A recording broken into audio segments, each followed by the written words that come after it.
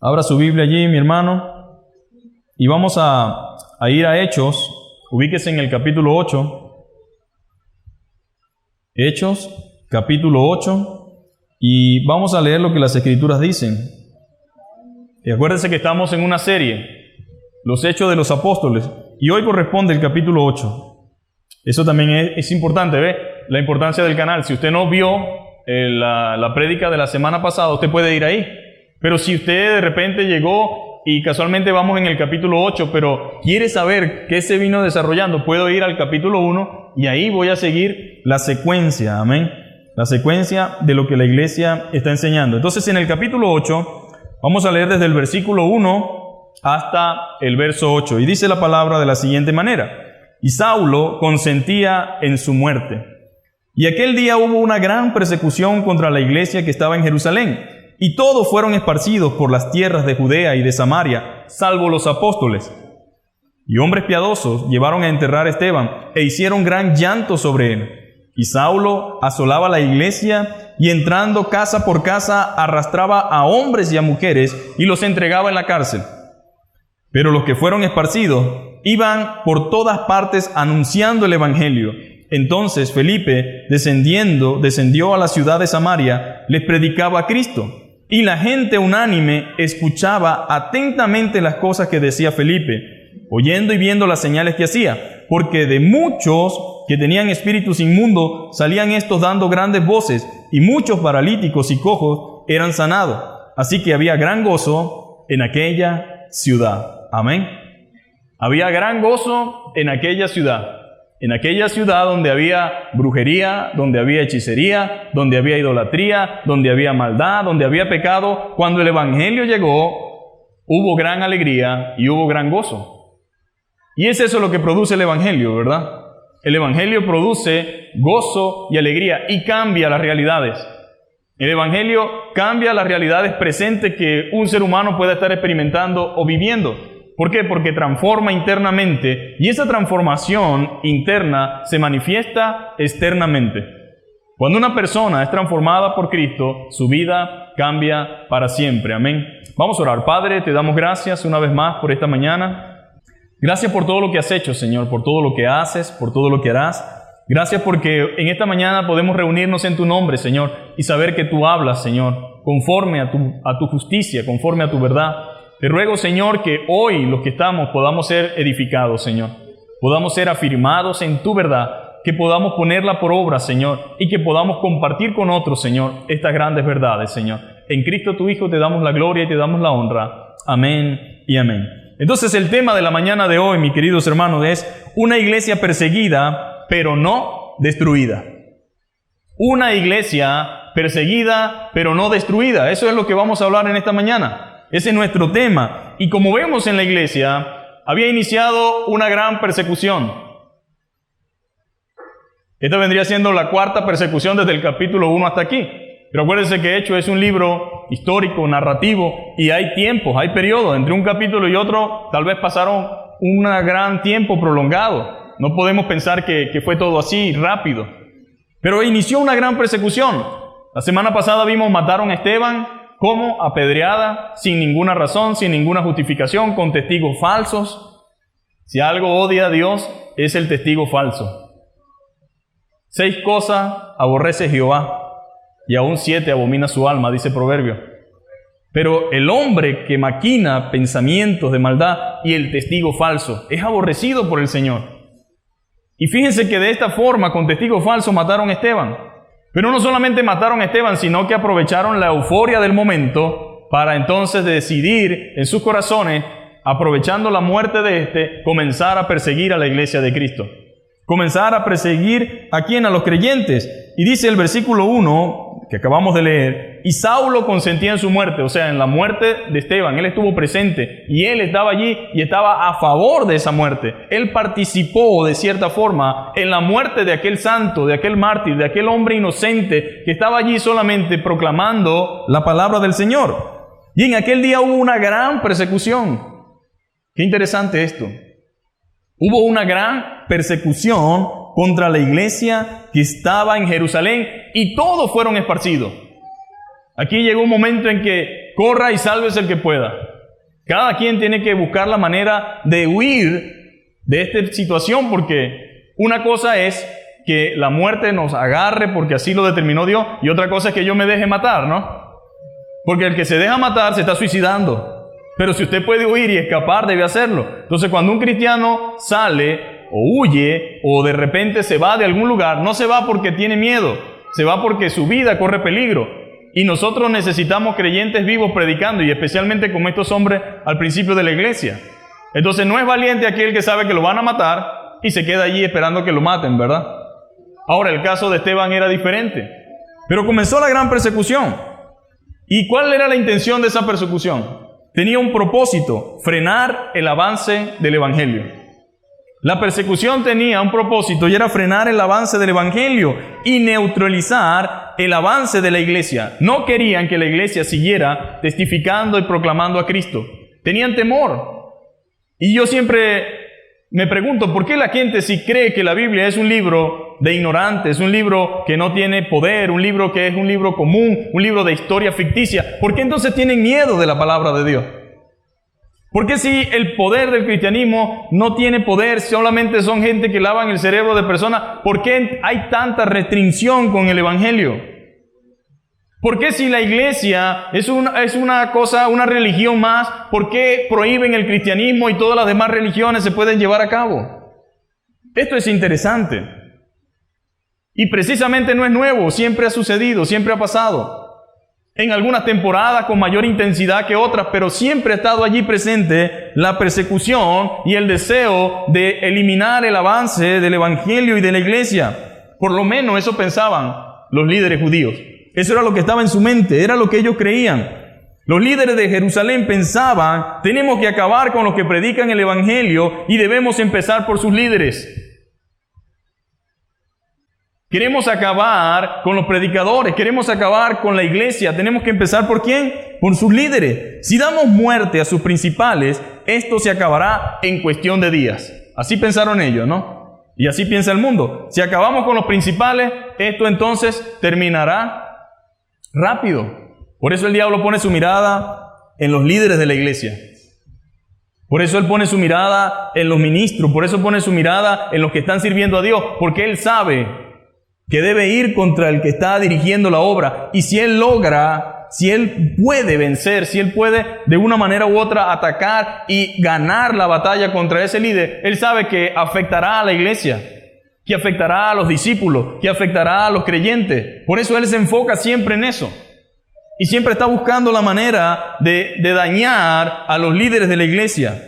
Se habían olvidado del consejo de Gamaliel. Estos hombres habían escuchado un consejo de Gamaliel, pero ahora se habían olvidado de ese consejo. Y yo quiero que usted entienda algo. Vamos a la Biblia allí. Regrese 2 capítulos atrás, 3 capítulos. Y en el capítulo 5, desde el versículo 34 hasta el 39, vamos a leer lo que un hombre sabio entre el Sanedrín dijo. Porque a veces la gente está luchando contra Dios y cree que está luchando contra la iglesia. O están luchando contra los hombres de Dios, pensando que es contra fulano o fulana, y están luchando contra Dios. Y Gamaliel, en su sabiduría, dijo lo siguiente: entonces, levantándose en el concilio, un fariseo llamado Gamaliel, doctor de la ley, venerado de todo el pueblo, mandó que sacasen fuera por un momento a los apóstoles. Y luego dijo: varones israelitas, mirad por vosotros lo que vais a hacer respecto a estos hombres. Como diciendo, yo creo que aquí se está procediendo de una manera incorrecta. Porque antes de estos días se levantó Teudas, diciendo que era alguien. A este se unió un número de como de 400 hombres, pero él fue muerto, y todos los que le obedecían fueron dispersados y reducidos a nada. Después de este se levantó Judas el Galileo, en unos días del censo, y llevó en pos de sí mucho pueblo. Pereció también él, y todos los que le obedecían fueron dispersados.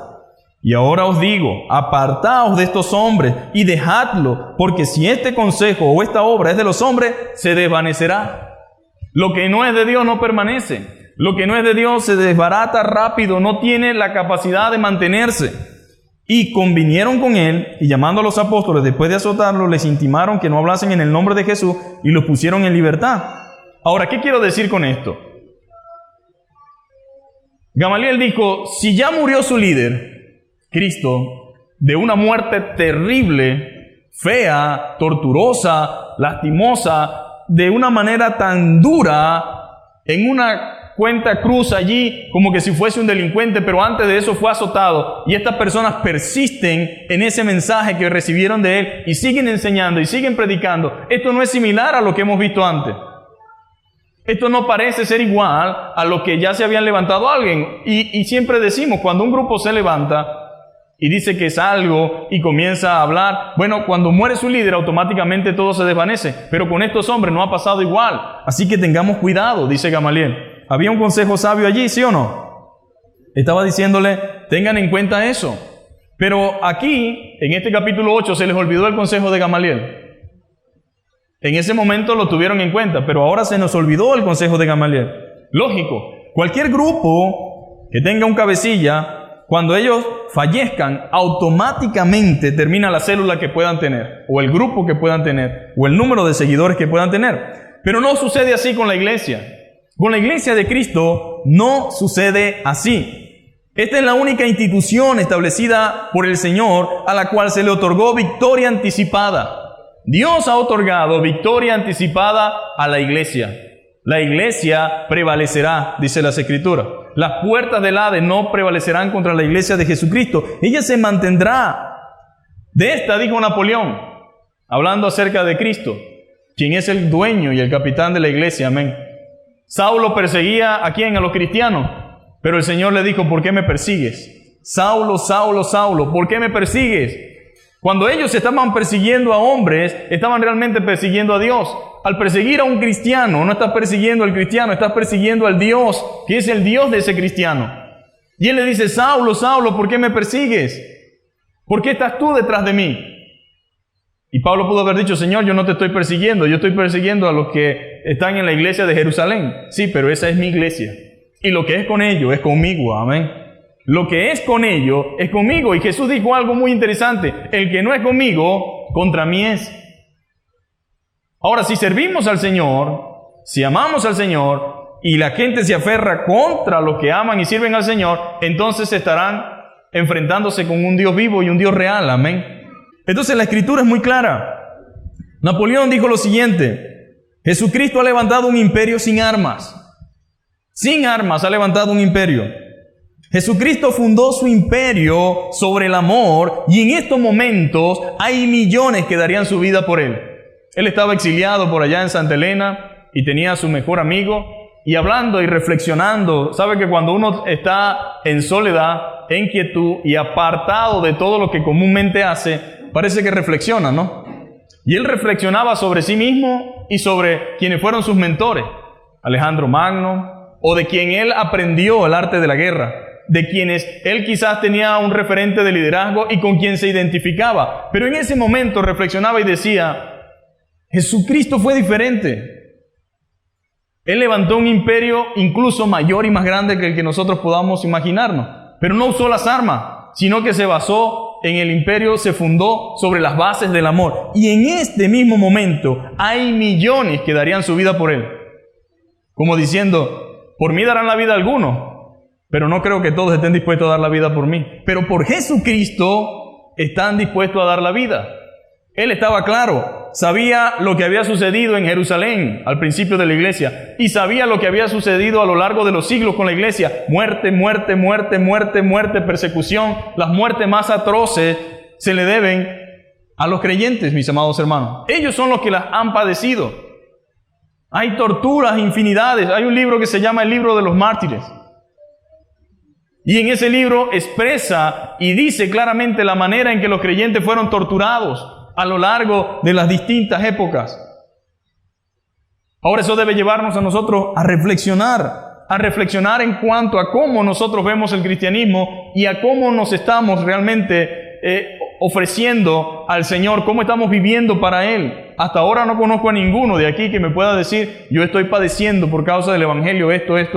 Algunos estamos padeciendo por causa de nuestro pecado, por causa de nuestra desobediencia, por causa quizá de estar en un mundo caído, porque estamos haciendo la voluntad de Dios. Pero nadie puede decir quizás que ha padecido de la misma forma en que padecieron estos hombres. Entonces hay millones dispuestos a dar la vida por Él, tanto en el momento cuando Él habló, como en el pasado y también en el presente. Yo no sé si usted estaría dispuesto a dar la vida por Cristo, amén.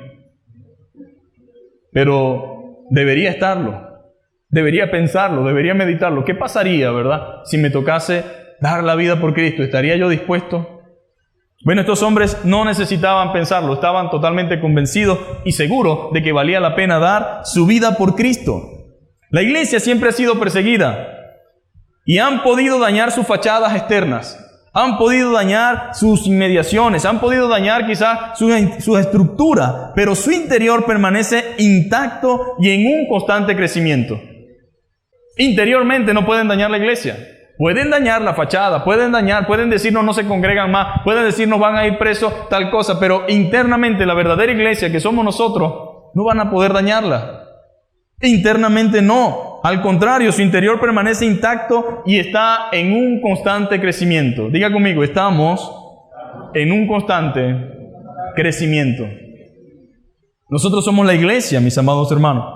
Esteban había muerto, fue apedreado por los líderes religiosos. Sin embargo, su muerte inspiró a la iglesia. ¿Qué haríamos nosotros si apedrean al pastor? ¿Vamos para casa de oración? No.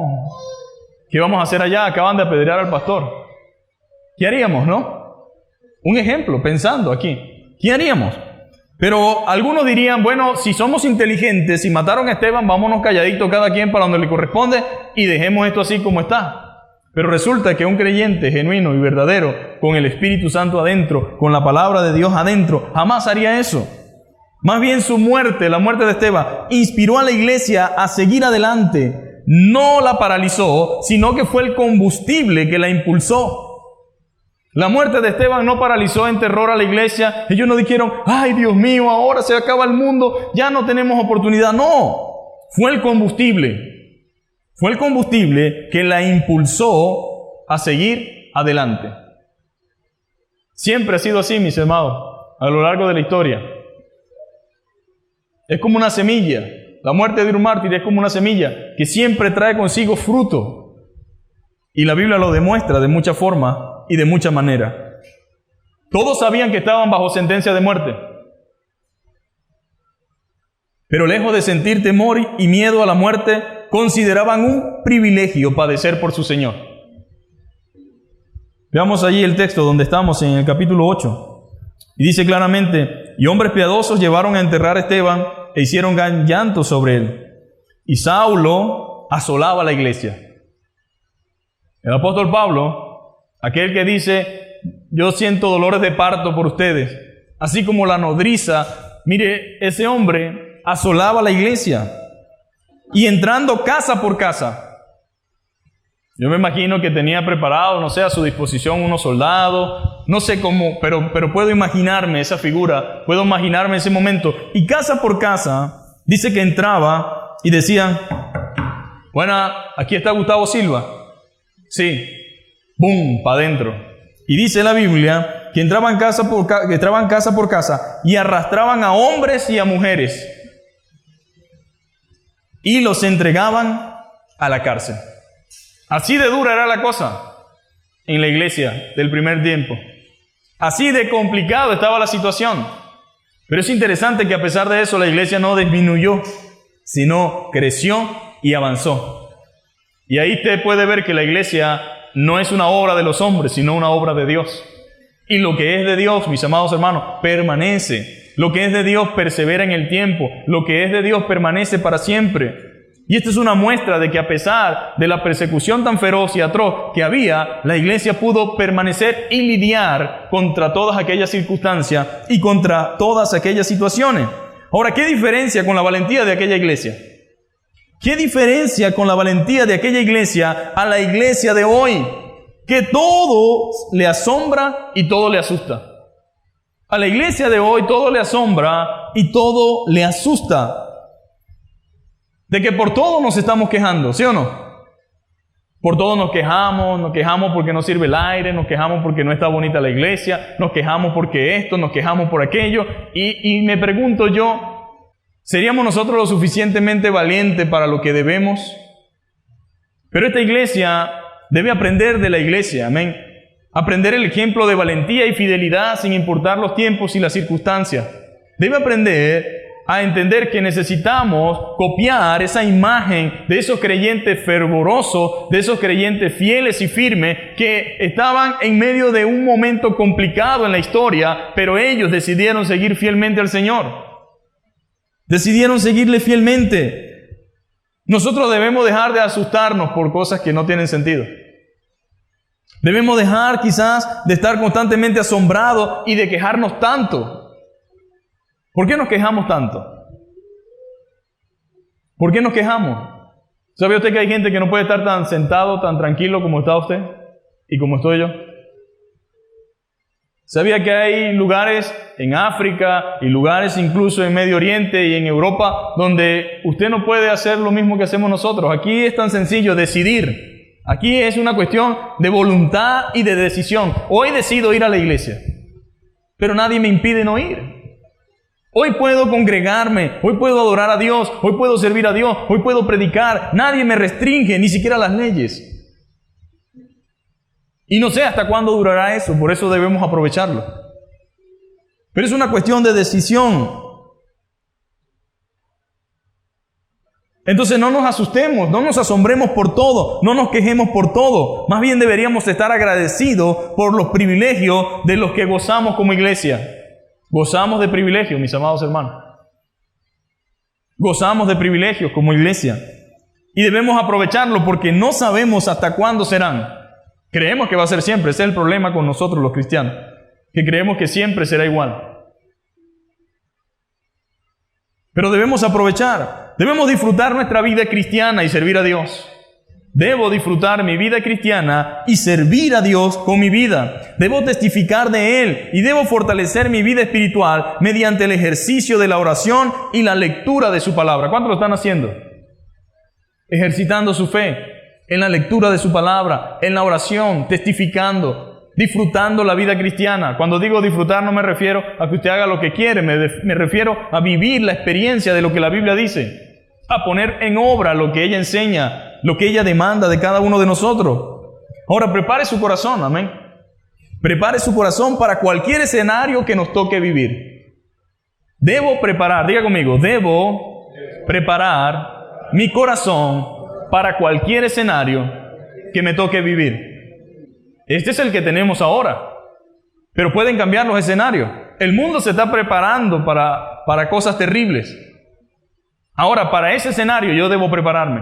¿Y cómo me preparo? Con oración, con lectura de su palabra, estar constantemente pendiente de lo que Dios dice, haciendo la vida cristiana, viviendo una vida piadosa, involucrado en la obra de Dios, participando en la obra de Dios. Así estoy constantemente preparándome. Debemos entonces preparar el corazón para cualquier escenario que nos toque vivir. No deseamos ser perseguidos, pero de tocarnos, ¿qué vamos a hacer? No quisiéramos ser perseguidos. Yo no veo que eso sea piadoso, anhelar la misma experiencia que ellos vivieron. Pero si nos tocase, ¿qué haríamos? Si nos toca y si nos sucede, ¿qué haríamos? Pues debemos enfrentarlo con valentía. Debemos enfrentarlo con valentía porque es el testimonio de la historia de la iglesia. Debemos enfrentarlo con valentía, pero sabemos nosotros que mucha gente no lo hará. Muchos creyentes no podrán hacer frente a esto, sino que en medio de la adversidad y en medio de la dificultad, allí entonces se rendirán y elegirán por su propio pellejo antes de lo que la palabra de Dios dice. Ahora, luego de la muerte de Esteban, inició una gran persecución. Inició una persecución extrema, y eso es lo que dice nuestro texto. Saulo consentía la muerte de Esteban, pero también efectuó la gran persecución en contra de la iglesia de Jerusalén. Él se convirtió en un feroz asolador de la misma, maltrataba e insultaba a los cristianos. Asolar era una expresión muy común en aquel tiempo. Quizás para nosotros, asolar, ¿qué significa eso? Pero asolar era una expresión empleada en los escritos no bíblicos para referirse a la devastación de una ciudad o a ser despedazado por un animal salvaje. Eso era lo que ellos entendían por asolar la iglesia. Así de intensa y fuerte fue la salvaje persecución de Pablo Entonces uno ya entiende por qué en el capítulo más adelante los cristianos tenían miedo y decían, mira, se convirtió Pablo, que va para tu casa para que ores por él. Pablo, pero ¿cuál Pablo? El mismo de Jerusalén. Sí, ese, para que se lo hospedes una semana allí. Y la gente tenía razones para dudar. No, pero es que yo conozco a Pablo por torturador, conozco a Pablo por arrastrar a mujeres y a hombres y llevarlos a la cárcel. Era una persona tremenda, terrible. Él estuvo presente en la muerte de Esteban. Entonces, ¿cómo es posible que ahora nosotros pues podamos creer tan tranquilamente que sí, Él va a venir con cariño y con amor si con nuestros propios ojos vimos lo que hizo? Entonces, cuando uno lee la palabra, entiende las cosas, ¿no? Comprendemos qué pensaban los hermanos. Ya sabemos por qué le tenían miedo a Pablo.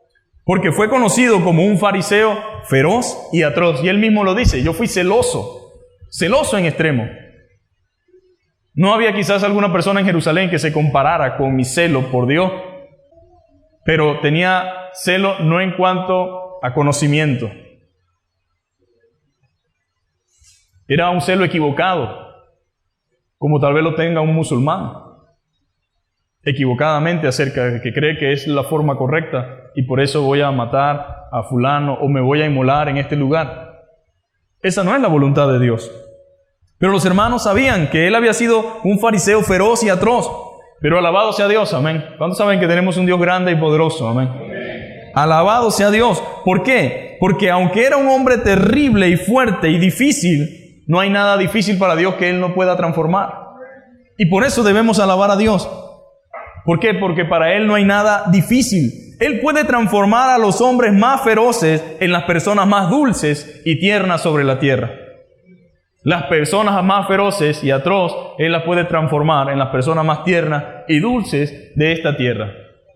Y el Pablo del Nuevo Testamento, que estaba dispuesto a dar su vida por sus hermanos, que los amaba, que estaba pendiente de ellos, que siempre se preocupaba por ellos, que siempre oraba por ellos, ese que de día y de noche no cesaba de orar por ellos.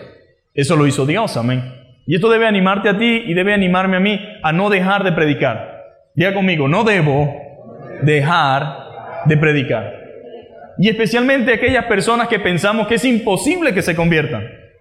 Porque yo sé que al igual que a mí, usted tal vez ha pensado, esa persona no creo que acepte a Cristo, esa persona yo no creo que se convierta. Mira, mi papá o mi tío o ese amigo que tengo, él es terrible, él es una persona dura de corazón, él está metido en la brujería, él está metido en la hechicería, él es una persona así, no importa. Pablo no era mejor que él, ni más tierno que él. Era un hombre severo y duro, pero Dios lo transformó y Dios lo cambió, porque fue el poder de su palabra, amén. El poder de la palabra de Dios, el que cambia y transforma los corazones. Ahora, la persecución se mantuvo, mis queridos hermanos, intensa para los creyentes. Eran buscados casa por casa, llevados a arrastras a la cárcel, pero como siempre, a los que amamos a Dios, todas las cosas nos ayudan a bien. Diga conmigo, a los que amamos a Dios, todas las cosas nos ayudan a bien. La persecución no era la excepción. Ahí estaba Dios en medio de esa persecución. Él estaba allí fortaleciendo su iglesia. Él estaba allí ayudando a su iglesia. Él estaba allí dirigiendo a su siervo. Él estaba allí dirigiendo a Felipe, dirigiendo a Pablo, a Juan y a Pedro. Él estaba en medio de su iglesia porque uno piensa y cree que en medio de un momento como ese, Dios nos ha abandonado. ¿Dónde está Dios? ¿Por qué permite esto? ¿Por qué permite aquello? Dios tiene propósitos mayores que lo que nosotros nos podamos imaginar. Él ve lo que usted y yo no vemos y Él hace lo que sea necesario para llevar a cabo sus propósitos y sus planes, o incluso usa el mal que estos fariseos y este Sanedrín intentó hacer para con su iglesia, para que de ese mal que ellos intentaron hacer saliera algo glorioso y maravilloso, y era que el evangelio se extendiera y corriera y fuera glorificado. Y ya vamos a ver por qué. Entonces, a los que amamos a Dios, todas las cosas nos ayudan a bien, incluyendo esa circunstancia tan difícil que les tocaría afrontar a la iglesia. La persecución, mis amados hermanos, resultó en ser el punto de partida para el evangelio a territorio extranjero. Eso fue lo que resultó de esa persecución. El punto de partida para la predicación en territorio extranjero. Recuerda que el Señor les había dicho en Hechos 1:8, pero recibiréis poder cuando haya venido sobre vosotros el Espíritu Santo, y me seréis testigos en Jerusalén, en toda Judea, en Samaria y hasta lo último de la tierra. ¿Quién les había dicho Dios? Ustedes me serán testigos, ¿dónde? Jerusalén, en toda Judea, en Samaria y hasta lo último de la tierra. Para eso los he escogido, para eso los he llamado, para eso les he dado mi Espíritu Santo, para que sean mis testigos, no para que se escondan. No para que anden huyendo todo el tiempo. No, los escogí para que sean mis testigos. Y no solamente los he escogido, los he capacitado porque les ha dado poder. ¿Por medio de qué? De su Espíritu Santo. Usted tiene poder, mi amado hermano. El Espíritu Santo que reposa sobre usted, que es la presencia misma del Señor, le ha dado poder. Le ha dado poder, amor y dominio propio. Pero a veces se nos olvida ese hecho. Se nos olvida esa realidad. Ahora Él dice, me seréis testigos. Y de esa manera, a través de la persecución, resultó que luego de esa persecución fueron a Judea, fueron esparcidos a Judea y a Samaria. Quiere decir que había un cumplimiento, ¿sí o no?, de la palabra de Dios. De esa forma resultó que luego de la persecución fueron a Judea, a Samaria y luego hasta las otras naciones, hasta lo último de la tierra. De ahí en adelante usted comienza a ver los viajes misioneros organizados por la iglesia de Jerusalén, bajo oración, orando esto, digo el Espíritu Santo, apartadme a Saulo y a Bernabé para la obra a los que los he enviado. Vemos al Señor ministrando a Pablo a través de un sueño, pasa por Macedonia y comienza la obra misionera en todo el entorno de Asia Menor. Pero fue después de esa persecución, fue después de ese proceso, fue después de esa circunstancia, que ellos comenzaron entonces a ir a Judea, a Samaria y luego hasta lo último de otras naciones. Quizás ellos ya se estaban acomodando, mis amados hermanos. A veces sabemos lo que tenemos que hacer, pero nos acomodamos tanto que no queremos movernos del sitio. Usted tal vez pensará, esto tiene que ver con la iglesia primitiva. No, tiene que ver con nosotros también. Tiene que ver con cada uno de nosotros. Ellos estaban por acomodarse quizás en Jerusalén y necesitaron un impulso del Señor. Necesitaron un impulso del Señor. Yo no sé si a usted le ha pasado que en ocasiones usted está tan distraído que Dios tiene que moverle la mata. No sé si le ha pasado que a veces usted está tan embelecido en su propio mundo que Dios tiene que permitir circunstancias en su vida para que entonces usted reaccione y se dé cuenta de qué es lo que Dios quiere.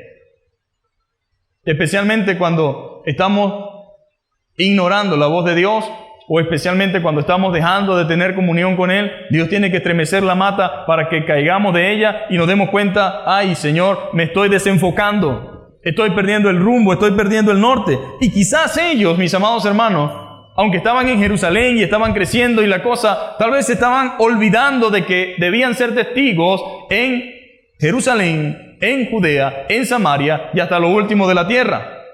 Y entonces Dios quizás permitió o hizo de esto que fuese un impulso, ¿para qué? Para que salieran de ese lugar, para que el Evangelio se extendiera. Algunas veces aquellas situaciones que nos parecen duras y difíciles pueden ser una forma del Señor movernos hacia su voluntad. Así que cualquier cosa, por muy dura que sea, pero que nos mueva hacia la voluntad del Señor, debemos decir, gracias Señor. Gracias por esta situación. Gracias porque esto me ha permitido darme cuenta de mi fragilidad, darme cuenta de mi hipocresía a veces, Señor, hacia ti. Me ha dado cuenta que creía algo que no era, pero esta situación me está revelando quién soy realmente y cuál es mi carácter. Y esto me está enseñando a buscarte, me está enseñando a depender de ti, me está enseñando a que debo oír tu voz, me está enseñando a que debo oír hacia tu palabra. Pero son las circunstancias las que Dios tiene que usar a veces, esas situaciones duras, pero que hablan a nuestro corazón, amén, que hablan a nuestra vida. Y uno sabe cuando Dios está hablándote. Tú sabes cuando Dios está tratando con cada uno de nosotros en particular. Podemos saberlo, por lo menos yo sé conmigo. Quizás no puedo saber por otro, pero de algo si puede servir esta mañana, esta situación y esta enseñanza es para hacernos despertar, amén. Porque tal vez nos está moviendo hacia su voluntad. Está a través de esta situación tratando de movernos hacia la dirección correcta de que comencemos la tarea que sabemos que nos ha sido encomendada. ¿Sabían ellos que debían ir más allá de Jerusalén? Sí. Sí lo sabían. Y esta situación, pues, lo llevó a cumplirlo. Por eso debemos orar al Señor siempre, amén, por las circunstancias, y pedirle que nos ayude a ver lo que Él quiere que veamos, y no quedarnos solamente en un lamento, sino accionar. Amén. Debemos ser una iglesia que acciona. Debemos ser creyentes que accionemos, creyentes que hagamos la obra de Dios. No solamente que sepamos y conozcamos, sino que accionemos. Yo debo accionar, usted debe accionar, la iglesia debe accionar, los creyentes debemos accionar, y el tiempo se debe aprovechar. No es tiempo de descanso espiritual, ¿verdad? ¿Hasta cuándo vamos a dormir espiritualmente? Es tiempo de acción espiritual, amén, de hacer la obra de Dios y de obedecer al Señor. Ahora, los apóstoles permanecieron. ¿Dónde permanecieron los apóstoles? En Jerusalén. Todo el mundo se fue, pero el capitán del barco no puede abandonarlo. Estaban justificados los que se fueron. Nadie se fue por cobardía, era necesario. Pero los apóstoles, aunque hubiesen querido irse, no podían. Tenían que quedarse en el barco. Eso es lo que hace un capitán de verdad. El del Concordia, que lo pasaron por Nat Geo, no sé si usted vio, el primero que se bajó fue el capitán, y el barco hundiéndose, y después lo llamó la justicia. Venga acá, usted no podía bajarse de ese barco. Usted se preparó, usted estudió, usted sabía que el último en bajarse era usted. Tenía que asegurar la vida de todos los que estaban a bordo. Ahora, ¿se imaginan los discípulos huyendo de la persecución de Pablo? ¡Corre que viene Pablo! ¡Corre que viene Pablo! No podían. Tampoco estaban así, pancita. Aquí estoy, Pablo. Pero tenían que seguir allí en Jerusalén, porque allí estaba la iglesia, porque allí estaba el pueblo, porque allí estaban los hermanos. No podemos salir huyendo, dijeron. Y se quedaron. No podían abandonar la iglesia, debían permanecer allí junto con los hermanos que habían quedado. Debían permanecer en el centro de operaciones de la iglesia, Jerusalén. Tenían que estar allí. Ahora, eso llama mucho la atención y a la reflexión también. ¿Cuántas veces no abandonamos el lugar donde Dios nos ha puesto por X? Llámelo como quiera. Trabajo, necesidad, enfermedad, qué sé yo, tantas cosas. Los primeros que huimos somos nosotros. Y esto me da muy duro a mí porque uno como pastor a veces piensa que la solución es esto o aquello, y la solución a veces es quedarse en el lugar donde Dios te puso. No es fácil, porque cuando tú ves todo el mundo corriendo, salvando su pellejo, tú dices, ¿y yo? Pero se acuerda entonces que uno no se muere cuando uno quiere, sino cuando Dios así lo decide o lo permite. Porque aún en medio del disturbio y del conflicto, suficiente y poderoso es Dios para guardarnos, para cuidarnos, para protegernos, para darnos fuerza, para darnos gracia, para ocultarnos, para librarnos. Y si toca, toca, amén. Pero ellos no podían irse. Tenían que estar allí en la iglesia, firmes en medio de la prueba, dirigiendo al pueblo de Dios, dirigiendo al pueblo de Dios, dirigiendo la iglesia, dirigiendo a los hermanos. Ahora, también dice el verso 4, pero los que fueron esparcidos iban por todas partes anunciando el evangelio. Los que fueron esparcidos no se fueron y se olvidaron de Dios en Samaria y en Judea. Dijeron, no, aquí la vida está sabrosa. Playa, sol, arena. Bueno, y ya no estamos en Jerusalén. A la final ya, ¿para qué vamos a estar con este cuento de evangelio, verdad? ¿Vamos a olvidarnos de todo eso? No. Dice la Biblia que por todas partes anunciaban el evangelio. En todas partes donde estaban. Ahora las circunstancias los movieron de su ciudad. Las circunstancias los movieron de su ciudad, pero no de su propósito ni de su llamado. Amén. Las circunstancias pueden movernos de cierto lugar, de cierta ciudad, pero no de nuestro propósito y llamado. Tenemos que seguir haciendo lo que Dios nos llamó a hacer. Nosotros debemos aprender que debemos predicar en todo tiempo y lugar, sea en Jerusalén, en Judea, en Samaria y hasta lo último de la tierra. Usted debe vivir para proclamar el evangelio. Amén. Yo debo vivir para proclamar el evangelio de Cristo. Ahora, esto es sumamente interesante para mí. Interesante también debe serlo para usted. Por un lado, la gente no quería escuchar el evangelio. La gente en Jerusalén no quería escuchar la palabra de Dios. Y por el otro lado, en Samaria, la gente estaba atenta, unánime a la predicación. Estaban escuchando. Vamos a ver qué dice su Biblia. El verso 6, en el capítulo 8 dice, y la gente unánime escuchaba atentamente las cosas que decía Felipe, oyendo y viendo las señales que hacía, porque de muchos que tenían espíritus inmundos salían, estos dando grandes voces, y muchos paralíticos y cojos eran sanados. Así que había gran gozo en aquella ciudad. Entonces tenemos aquí todo lo contrario a Jerusalén, ¿no? Aquí nos persiguen, aquí nos matan, aquí no quieren el evangelio, pero resulta que ahora aquí en Samaria, a quienes tanto criticaban los judíos, a quienes tanto cuestionaban y de quien tan feo se referían, estaban gozosos escuchando la palabra del Señor. Estaban gozosos. Ellos no querían escuchar la palabra, no querían escuchar el evangelio, pero había otra gente que estaba atenta y unánime a la predicación. Por eso no debemos desanimarnos a la primera. Cuando estamos predicando no podemos desanimarnos a la primera, mis hermanos. Hay gente que no querrá escuchar, pero habrá gente que sí tendrá necesidad de escuchar. Así que no se desanime a la primera, ni a la segunda, ni a la tercera. No se desanime tan rápido. Debemos confiar en que Dios nos envió a una labor necesaria. El evangelio siempre es necesario.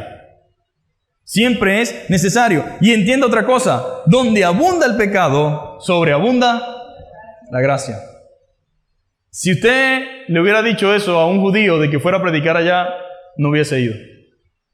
Y ya eso es una historia bien complicada, bien larga, pero lo puede ver por el buen samaritano, que Jesús usó una ilustración para enseñar una lección a su pueblo.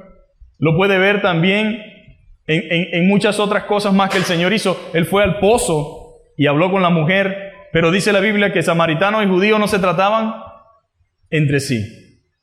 Pero ese pueblo detestable para ellos, ese pueblo que ellos consideraban idólatra, pagano, ese pueblo que hacía tantas cosas malas y en cierta forma lo eran, pero en la forma despectiva en la cual ellos tenían ese resentimiento contra ellos, nos muestra a nosotros que definitivamente lo que yo sienta contra otra persona no es lo mismo que Dios pueda sentir por él.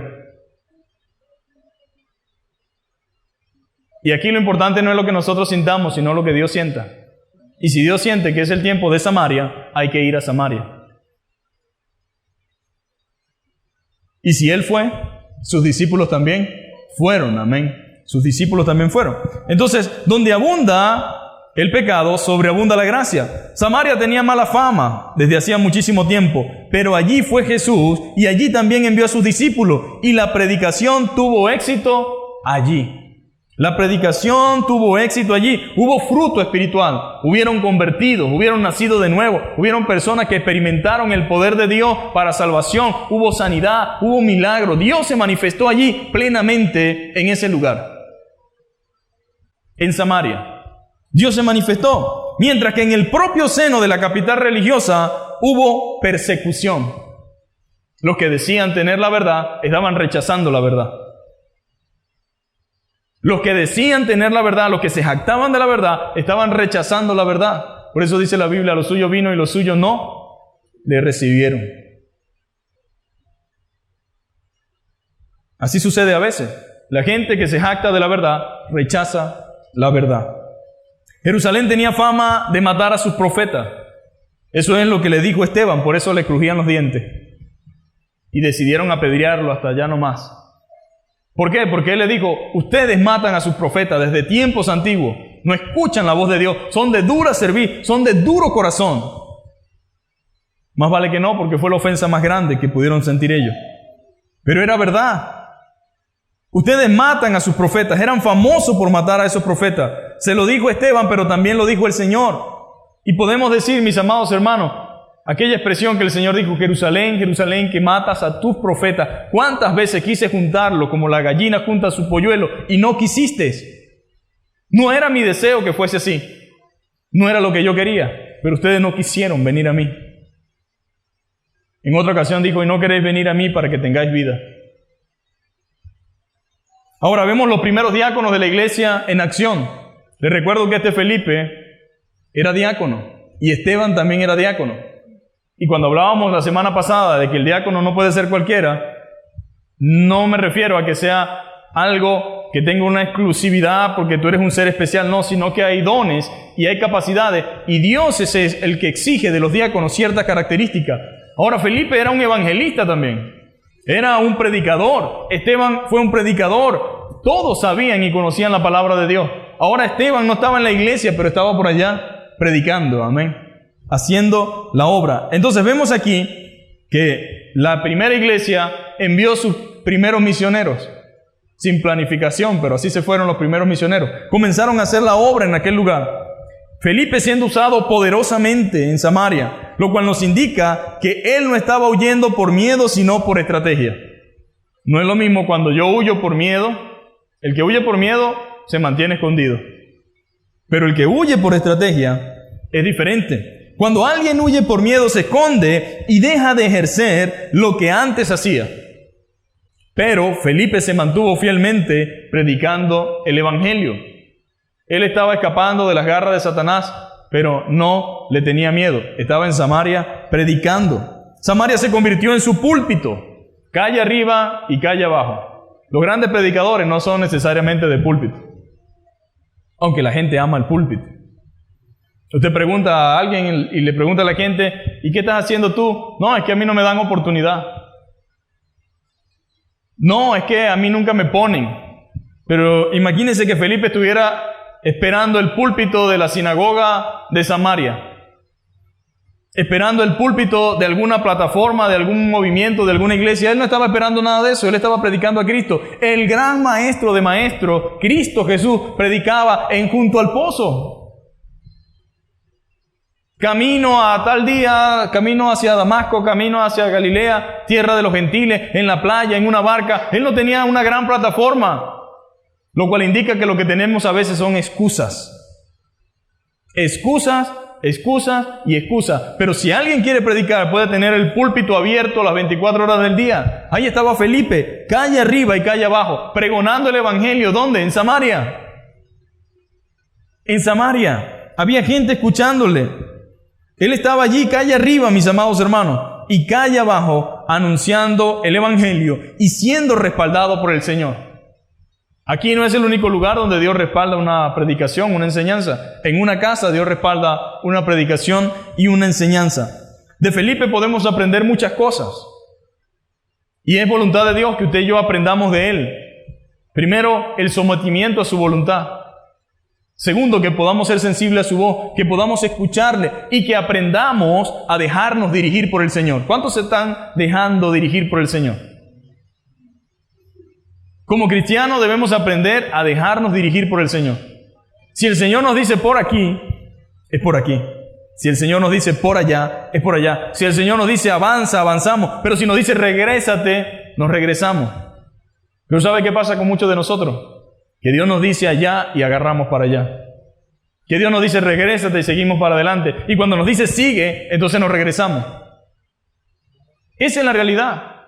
Pero de Felipe podemos aprender cuán importante es dejarnos guiar por el Señor y ser sensibles a su voz. ¿Cuántos están siendo sensibles a la voz de Dios? ¿Y qué es eso, pastor? ¿Cómo sensible a la voz de Dios? Bueno, hoy pudiera estar Dios hablándote. Y tú pudieras estar en tu mente contradiciendo lo que Dios está diciéndote. Eso se llama rebelde a su voz. Porque yo no te estoy diciendo lo que a mí me parece, sino lo que la Biblia dice. ¿Cuándo soy rebelde a la voz de Dios? Cuando leo en las Escrituras lo que Él me dice que debo hacer, pero no lo estoy haciendo. Por las razones que sean. Entonces Él fue sensible a la voz de Dios. Debemos estar dispuestos a dejarnos direccionar por su Espíritu Santo.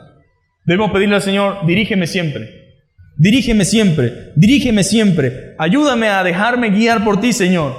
Y si no, Señor, aplica la garrocha. Pero quiero ir a donde tú quieres que yo vaya.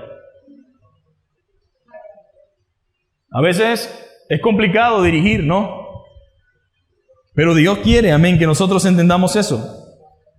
Ahora, el hecho de que Él se dejara guiar por el Espíritu Santo, fuera sensible a su voz, fue muy útil a la proclamación del Evangelio. Cuando nos sometemos a la dirección del Señor, entonces seremos eficaces. Cuando nos sometemos a la dirección del Señor. De lo contrario, no le servimos ni a Dios ni a nosotros mismos, porque lo que nos trae es problema. Cuando no nos dejamos direccionar por el Señor, andamos por la vida en error, en conflicto, en problema, en dificultad, porque una cosa son los problemas por causa del Evangelio. Ahí hay problemas, pero hay gozo, y hay paz, y hay dirección de Dios, y hay fortaleza de Dios. Pero cuando son los problemas de nuestras propias decisiones, de nuestra rebeldía, hay tristeza, dolor y sufrimiento. Y está por tu cuenta. Entonces, ¿qué podemos aprender de Felipe?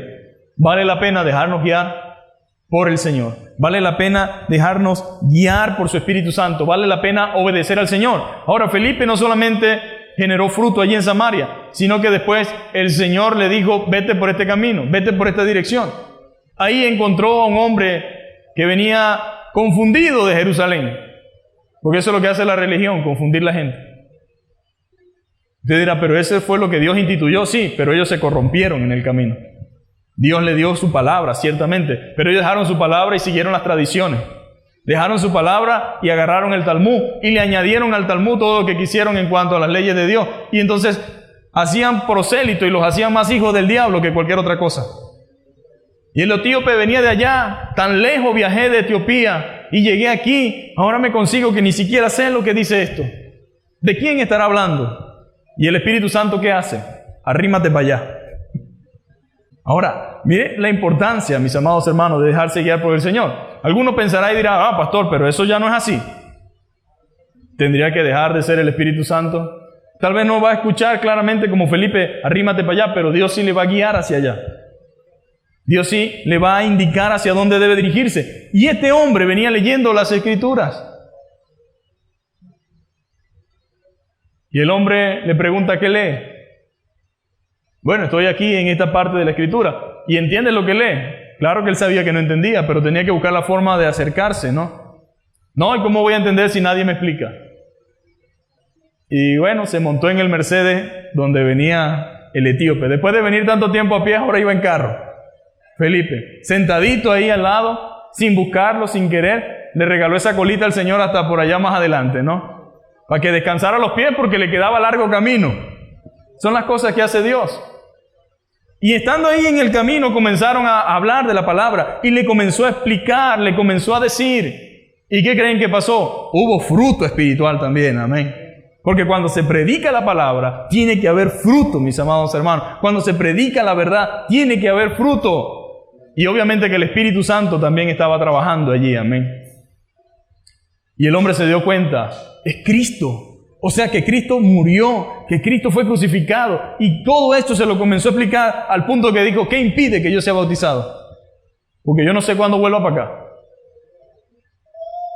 Y digo, nada, que tengamos agua. Bueno, ahí hay agua. Frénate aquí que nos vamos a bautizar. Y lo bautizó. Y después, ¿cómo se iba hacia Etiopía? Según la Biblia, en el capítulo 8, ábrala allí. Y el versículo final dice, pero Felipe... el 39. Cuando subieron del agua, esto es del etíope, el Espíritu del Señor arrebató a Felipe y el eunuco no le vio más y siguió gozoso su camino. Amén. Fue feliz a Etiopía, regresó feliz, regresó como nunca había regresado, porque tal vez esta no era la primera vez que iba. Pero cada vez que venía y se iba, llevaba más confundido. Pero ahora regresó gozoso. Amén. Entonces, que Dios nos ayude a entender que la iglesia puede estar perseguida, pero no destruida. Amén. Y que la iglesia está realmente en el tiempo que sea, en el que Dios nos permite vivir, está allí para hacer luz y para hacer testimonio, para enseñar, para predicar y para anunciar el Evangelio. Y que todas las cosas que Dios permita, siempre y cuando estemos en su voluntad, nos ayudan a bien. Amén. Nos ayudan a bien. Si estamos en su voluntad, si lo que nos está sucediendo es por causa del Evangelio, bienvenido sea. Esto tiene propósitos en Dios y le aseguro que es para bien. Que es para bien. Nunca tengamos temor. Por nada que nos venga por causa del Evangelio, si estamos en su voluntad, nunca tengamos temor. Porque detrás de eso hay un propósito mayor que lo que nosotros vemos y entendemos. Amén. Vamos a orar entonces en esta mañana. Vamos a pedirle a Dios que tenga misericordia de nosotros. Amén. Que nos ayude. Que podamos crecer en esta verdad, que podamos ponerla por obra Que el Señor permita que cada uno de nosotros pueda ser un testigo fiel. Así como la semana pasada, fiel hasta la muerte. Fiel en todo momento, fiel en cualquier circunstancia. Padre, te damos gracias una vez más, Señor. Gracias por esta mañana, por este tiempo, por este privilegio, Señor. Gracias porque nos amas, Señor, y porque nos has perdonado, Señor. Porque tú, Padre Santo, nos has salvado, Señor. Somos nuevas criaturas en ti, Señor. Gracias por lo que hiciste en Pablo, Señor. Gracias por lo que hiciste en cada uno de nosotros, Señor. Gracias por cambiar este duro corazón de piedra, de mármol, Señor, de granito, Señor, en un corazón sensible a tu voz, Señor. Gracias porque el Espíritu Santo, Señor, es poderoso, Señor, para convencer, Señor, para humillar, Señor, para abatir, para levantar, Señor. Gracias porque tu palabra, Señor, no regresa vacía, Señor. Y la obra que tú haces, Señor, tiene que ser reconocida, Señor. Padre, es tangible, es visible, Señor, lo que tú haces, Señor. La grandeza de tu evangelio, la grandeza de tu palabra, Señor. Oh Padre, bendito sea tu nombre por esta transformación que has hecho en nosotros, Señor. Gracias porque nos sacaste, Señor amado, de las tinieblas a tu luz, Señor. Gracias porque has puesto tu Espíritu en nosotros y has puesto poder, amor y dominio propio, Señor.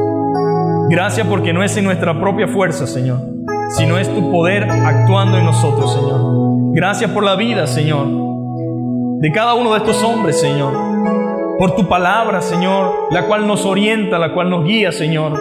Es tremendo cómo a veces vamos a ella, Señor, y ella nos da tanta luz, Señor, tanta claridad. Nos guía, nos dirige, nos muestra, Señor. Y cómo nos habla, Señor, a través de algo que sucedió hace tantos años, Señor. Pero lo que hace maravillosa tu palabra, Señor, que es viva y es eficaz, Señor, y es poderosa y más cortante que toda espada de doble filo, Señor, que penetra hasta lo más profundo de nuestro corazón, Señor, y discierne nuestros pensamientos y nuestras intenciones, Señor, porque tú nos conoces, Señor. Padre, aquí estamos, Señor. Danos la fuerza necesaria, la valentía necesaria, el temple necesario, la capacidad necesaria, Señor, para vivir de acuerdo a tu palabra, Señor. Padre, quita todo desánimo, todo temor. Quita de nosotros todo miedo, Señor, toda parálisis espiritual, Señor amado. Y danos vigor y fortaleza espiritual, Señor, para vivir de acuerdo a tus promesas, de acuerdo a tu palabra y de acuerdo a tu voluntad, Señor. En Cristo Jesús, Señor, oramos y te damos gracias, Señor. Gloria y honra. Amén y amén. Que Dios me lo bendiga, mis amados hermanos.